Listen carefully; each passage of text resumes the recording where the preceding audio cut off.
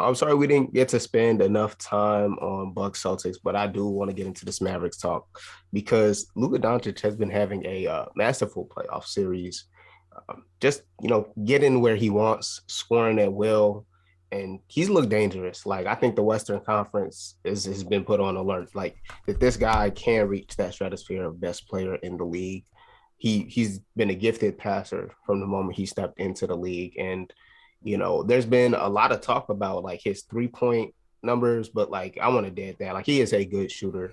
Like the shots he takes are very difficult. So, whatever, you'll end up with a low percentage. But when those are going, like he's unguardable. And that's the reason he takes them. Man, forget the Western Conference. Luka is putting the league on notice. Like, I'm coming. I'm here. I want this. Nobody's taking this from me this year. I'm motivated. I want to make the finals. He beat the first round allegations, which to be honest were dumb to begin with because he played Kawhi and Paul George. But yeah, his shooting, like he actually shoots a better percentage on his step back threes than he does catch and shoot threes. It's crazy. Like he's a rhythm shooter, so I get it. It's just sometimes he frustrates me in moments where he takes those, but that's why you can't just look at numbers and 3-point percentages and, come up with conclusions because you have to actually watch the games at times. But man, not even just Luka, like this team in general is impressing me. Like I had the Suns in 6. I didn't think we would be here at a game 7. And like I said about the Bucks and Celtics, you got the best player on the court. You got the best player in the series. You have a chance. We've seen Luka hoop in game 7s. Well, in a game 7. He only played in one game 7, but closeout games in general, like he comes through. I have no doubt in my mind that Luka is going to put on a masterclass performance. All we need is the others to step up, and we can walk out of Phoenix with a W. If I have to ask one thing, all I want is for Scott Foster to ref the game. That's it. That's all I need. Yeah. Once I got that, I'm content. We could see it end up happening. You said, it's going to take some of the guys stepping up. In your opinion, who are the most likely candidates outside of Jalen Brunson, who I think is probably will be the most obvious, because he's the second option on the team. But it's going to take a little bit more. Do you think we get in a Bertans game, Maxey going off from 3, Bullock, Dorian Finney-Smith? Who do you think is going to be most instrumental in if we're talking about a Mavericks win here?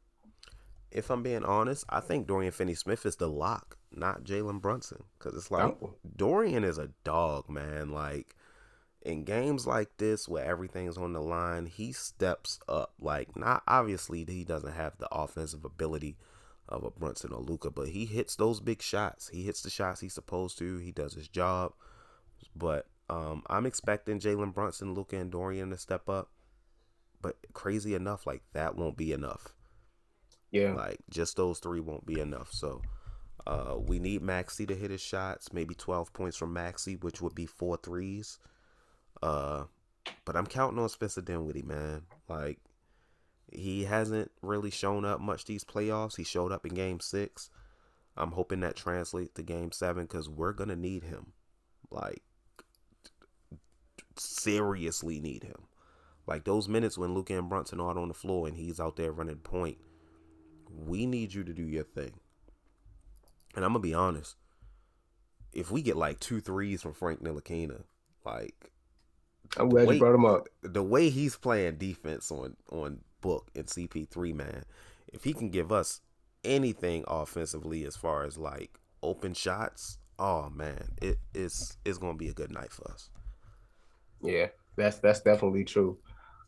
Jalen Brunson, I'm kind of fascinated by the fact that you said you don't think he's the lock, and even bringing up Spencer Dinwiddie, because after the trade, Spencer Dinwiddie was phenomenal for y'all. Yeah. Like, to the point where, I saw people questioning, like, has he made Brunson expendable? Do y'all not necessarily need to extend him or like re-sign him at that point? I was one of those people. To get to the playoffs and for Dinwiddie's impact to fall off as severely as it Yeah. has, is, calling some questions into, off-season decisions with him. But Jalen Brunson is the guy that the offseason for y'all will probably Oh yeah. center around, because the question of what contract to bring him back on. I think I've seen some Mavericks fans, a bit divided on Jalen Brunson. But what's your stance on him? Um, before this season started, like obviously everyone, Mavs fans, even outside of that, people were saying, "Man, Luka needs another ball handler. Like he needs a secondary scoring option." And I kept saying that guy can be Jalen Brunson. Like I had that faith in him. And when he started hooping this year, coming off the bench, and then Coach Kidd started him, we saw that. But my issue always was, man, when Luka's not playing, Jalen Brunson can put up 20 points. When he's next to Luka, he's putting up like 16 points and 15 points, and that's not going to be enough. And then when Spencer came and Spencer was hooping, was looking better than Brunson, I'm like, man, maybe we don't need to sign Brunson back. Then the honeymoon phase like went away with Dinwiddie, and then the Utah Jazz series came, and Brunson said, "I bet." Like after that series, I was like, "Pay the man $25 million. I don't care." He struggled a bit against Phoenix the first two games, but I think now I feel more comfortable paying him because he was able to bounce back from that. Like he has contributed these past few games, so Brunson, it's a no-brainer. You have to bring him back unless you have like a sign and trade orchestrated for somebody like Zach LaVine, which ding dong, that ain't gonna happen. So yeah, bring back Yeah, Jalen Brunson. Like unless you're trading Jalen Brunson for like a Pascal Siakam, which again ain't gonna happen, you bring back Jalen Brunson, and if it works out, you keep him. If you flip him for something else during the season, so be it. But you have no option but to pay the man. He's earned it, to be honest. yeah. I mean, I'd love to see him back on the team, and it's clear that with the Porzingis trade, they've opened up flexibility to make moves in other areas of the roster. You're bringing back Jalen Brunson after what's looked like a phenomenal playoffs, and maybe Spencer Dinwiddie's now the guy who's a bit more expendable, and you might find a trade partner for him to get like another big. Dwight Powell, the trade rumors have been persisting, and hopefully you find somebody that's a taker for him. Uh, Man, you know, I would like to keep the White Powell. oh, I just need the White Powell off the bench and not starting. I think he's much better off the bench. He can be a very good center off the bench. He's just him being out starting center is embarrassing. mhm. If we could go get a Miles Turner, man, somehow, some way, Who was spotted at the game too? right? That game six, yeah. He a Texas boy.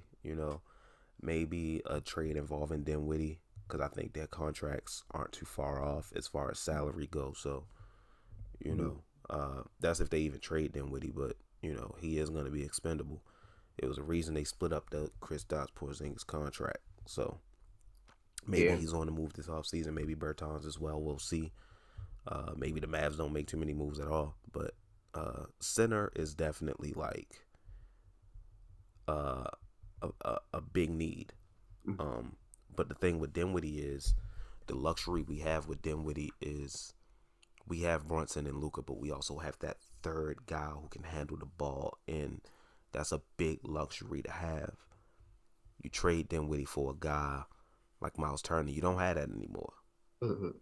and I don't know where you get that from because another guy that could be on the move this offseason is Tim Hardaway Jr.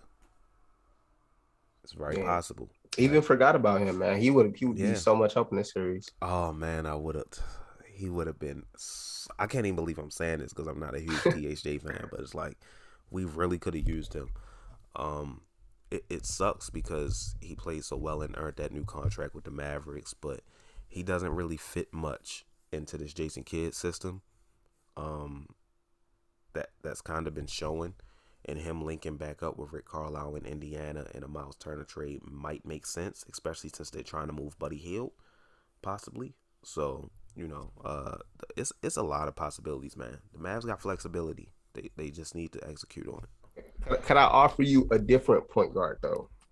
No, you Because cannot. hold on, because my Lakers are, we have Nah. a all-star point guard. We looking to move. He's available. He could be had for Hardaway Jr. and Bertans. We need some shooting. I already knew where you were going with it when you said point guard. I said, Yeah. no, you cannot. I had to at least try and get that out, but Keep yeah, him far away from a team with Luka Doncic. I'm already knowing there's no way Mark Cuban of all people is going to make that move. So Absolutely not. my eyes are on hopefully a Charlotte or Indiana in Y'all that might regard. keep him, But man. that's and man, I'm a little conflicted because to be honest, I'm a huge Russ fan. Like I was a Russ fan before I even became a Lakers fan. I really only became a Lakers fan when LeBron got over there. But Right. I'm really a Russ fan. I recognize the areas where it's like his utilization on the team was wrong, but at the same time, he did not play very well. So Yeah, he didn't. So it's just kind of a mixed bag. But we do not have to talk about the Lakers. We're talking about actually good teams in playoff basketball. And let's get into CP3 a little bit just on the Sun side of this series because man, since his birthday, he has not played not played well at all. Like he fouled out in what was the game 5 that he fouled out, and just his averages, like raw averages since his birthday in that game 5. It's what is it? Let me see here. Oh, I'm on the wrong tab. And I had this pulled up and everything. I was supposed to be all ready. Okay, so 4 games, he's averaging 4.5 turnovers to 6 assists, 9 points. It's an efficient 9 points, 50% field goal, 54% 3-point percentage on 3 attempts. So, he's still making shots, but no free throw attempts really. He's averaging 0.5 free throw attempts in those 4 games. So it's like, you're really not getting the typical Chris Paul impact lately. And, I think that's had a lot to do with the way that like the Mavericks are going at him offensively and it's wearing him down. And defensively, I also think they're doing a decent job guarding him and making him uncomfortable, not letting him get to his spots as easily as he was earlier in the series.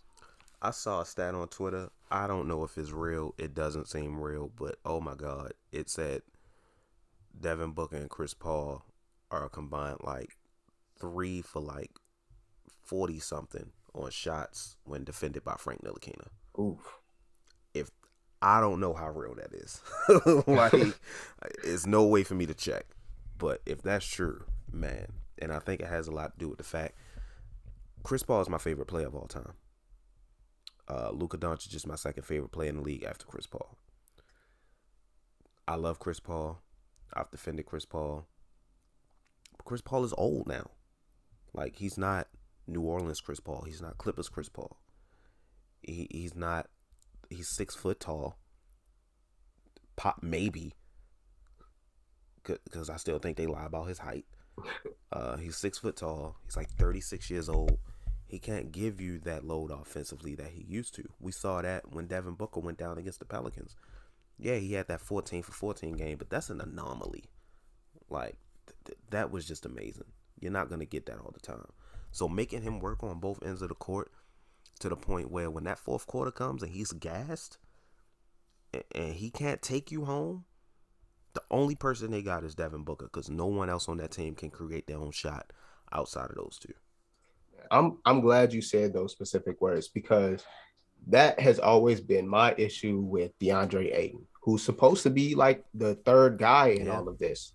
And this was my issue with him going into last playoffs. So when, a lot of people are a lot higher on DeAndre Ayton than I was, and I've come around on him a lot more. But my issue has been like, while I think he's a fantastic, player, he's developed himself offensively a lot and defensively, balance of improvement since he was a rookie.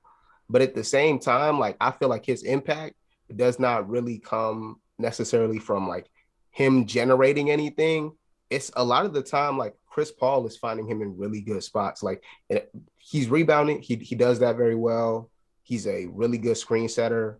But at the same time, like if his guards aren't like on point and really getting him in his spots, Like he's not somebody who's going to back someone down and get really good post positioning. Like he'll take the ball and he wants to put up a hook almost as soon as he gets it. So Mm-hmm. like that's my issue with him, where I felt like I kind of see why the Suns are hesitant to give him a max. Like I don't necessarily like think objectively he is a max player, but just kind of NBA economics, you got to give him that contract. And I think this season, like this series with Chris Paul sort of diminished, with campaign having like fallen off, like get out of the rotation at this point. They don't really have that guard to just truly unlock Ayton the way he was unlocked during their last year's run, and that's showing, like, because he should be able to go at the Mavs small lineup in a way like that you haven't felt. Yeah, when I was talking about it before the series started, I was telling everybody, if Ayton is aggressive, we are cooked. Mm-hmm. But I have no reason to think he will be, because he never really is. Like, he's more skilled than a Rudy Gobert, but it's like I've seen us defend centers very well this season. Like, we were 6th in opposing centers points per game during the season, and we're like a really small team. So we do a great job team defending centers. Like, obviously guys like Embiid and Jokic are gonna get their stuff off. Like, you cannot stop that. But Aiden ain't in that class. He ain't even close. So it's like he could be if he put more aggressiveness and assertiveness in on offense, but he hasn't done that so far, and I have no reason to believe he's going to start now. Like, after that first game, he played great that game. Dude couldn't miss. Game 2, kind of the same thing. After that, it's nothing. I wouldn't say he's a non-factor, because he's the only one that really played well in that last game, but it's like, usually when you get an Ayton game, you're not getting much from anybody else. So I'm not worried about Ayton. As long as we continue to do what we're doing against Chris Paul, and all we have to do is focus on Devin Booker, and Jay Crowder doesn't shoot like prime Ray Allen, I think we'll be fine. But please, just give me Scott Foster. Yeah, I think, like, this, to summarize Ayton, I think like he's a really nice. He's got really good motor. Right. As a metaphor, I describe him as like some really nice engine. I don't know cars well enough to name you some really nice engine, but at the same time, he's an engine that you sometimes need to jumpstart. And with Chris Paul not performing at the level that we typically want or expect from him right now, like that jumpstart's not coming right now, and so it's kind of all falling on Devin Booker to be that shot maker, and Luka can go tit for tat, if not beat Devin Booker at that. So, like, who else is showing up? Like, Mikal Bridges has to be doing more. Cam Johnson needs to be doing more. And that's why Phoenix was kind of predicted to win this series, because they do have more depth. They do have, like, more guys that I think I'd rely on as far as, like, scoring options, as far as their offensive system. But the Mavericks' chance in this series was always the fact that they had the best player in the series. Yeah. Like, I don't know if you saw the tweet that I put out a while ago, but I was like, I told my dad that the Mavericks had the best player in the series, and he said, no, they don't. I'm like, what you talking about? He tried to tell me Devin Booker was better than Luka, and I'm like, bro, come on. Like, you my dad, I love you, but let's not get ugly in here. But, I mean, shout out to Devin Booker. Devin Booker's an amazing player. Suns fans are kind of annoying, but I'm done talking about. I don't even want to get into that. Man, as someone who, my team went through a series with the Suns I know they're pretty annoying. So man, I'm right there with you. They talk like they've been winning for a long time. Man, like they the Shaq and Kobe Lakers, or they the Golden State Warriors. It's like, bro, y'all were irrelevant for an entire decade before last year. Like, humble yourself. You ain't won nothing. I hate to do the injury thing, because like that's such a huge what if. But I saw the tweets during the series where Anthony Davis was playing. Like, I saw the tweets when they got us as their opponent. Like, there was a lot of concern, and Anthony Davis goes down, and granted, I think the Lakers still had enough to have won that series after he goes down. Monty Williams absolutely outcoached the Lakers. The Suns out-efforted the Lakers, but, let's not act like it wasn't a different series when Anthony Davis was playing, because the tweets look different. 100%. I hear that. And it's like, even now, when the Suns was up 2-0, they was talking mad trash, but now that it's a game 7, they like, oh, it's rigged, such and such. I'm like, nah, save it. Keep that same energy. I need y'all to be just as confident as you were when you were up 2-0. I need to see it tomorrow on the timeline. But, I'm ready, man. I just want to say I'm going to be unbearable on Twitter. Yeah, the timeline's going to be a war. I'm going to be right there with you, retweeting everything if the Mavericks win this, man. Man, I changed my name on Twitter to Petty Reese, strictly for Suns fans. Mm-hmm. I have an Avi saved in my phone ready if we win this game tomorrow. And Suns fans are going to curse my name if we win tomorrow. I promise you. Like, if we lose, I give them credit, give them props, But if we win, I'm going to be toxic. I promise you. Man, I'm looking forward to things getting petty. So, as a final summary, it looks like I think we both have the Bucks and the Mavericks winning tomorrow. Yeah, like I said, objectively, I went into this saying Suns in 6. But when it comes to Game 7, ain't no such thing as subjective. Mm-hmm. Like, it's one game. You just got to win one game at this point. So of that, better team, whatever. We just need to win one game. Like, especially with me doing podcasts and stuff, I try to be objective and not be a homer. Mm-hmm. Well, not a homer because I'm not from Texas, but still, like, try not to be biased. But nah, Game 7, we got the best player on the court. I'm taking my team every time.